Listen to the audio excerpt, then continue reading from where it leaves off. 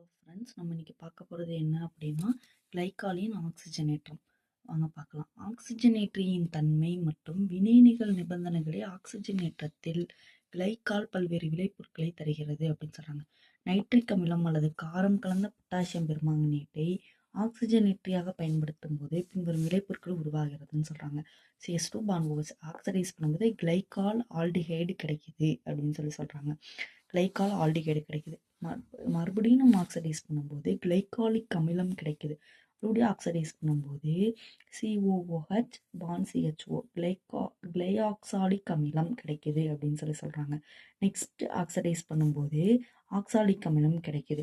இந்த நம்மளுக்கு கிடைச்சிருக்கிற formal methanoic அமிலத்தை ஆக்சடைஸ் பண்ணும்போது நம்மளுக்கு கிளை ஆக்சால் கிடைக்குது. அதாவது நம்ம ஞாபகம் வச்சுக்கணும் அப்படின்னா மேலே இருக்கிற தொகுதி மாற்றமாயிட்டே வருது. அதை மட்டும் நம்ம ஞாபகம் வச்சுக்கணும். நெக்ஸ்ட் கீழே இருக்கிற தொகுதி மாற்றமாயிட்டு வருது. அவ்வளோதான்.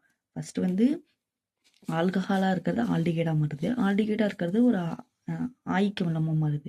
கார்பாக்சிலிக் அமிலமாக மாறுது. நெக்ஸ்ட்டு அந்த இப்போ ஆல்கஹாலாக இருக்கிறது மறுபடியும் ஆல்டிகைடாக மாறுது.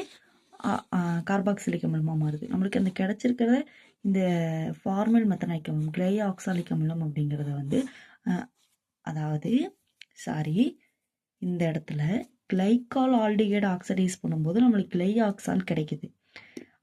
அந்த கிளை ஆக்சால் மறுபடியும் ஆக்சடைஸ் பண்ணும்போது நம்மளுக்கு ஃபார்மல் மெத்தனாயிக் அமிலம் கிடைக்குது அப்படின்னு சொல்ல வராங்க. அவ்வளோதான் ஃப்ரெண்ட்ஸ், உங்களுக்கு ஈஸியாக இருக்குன்னு நினைக்கிறேன். தேங்க்யூ. இது வெரி இம்பார்ட்டன்ட் கொஸ்டின், தெளிவாக பார்த்துக்கோங்க.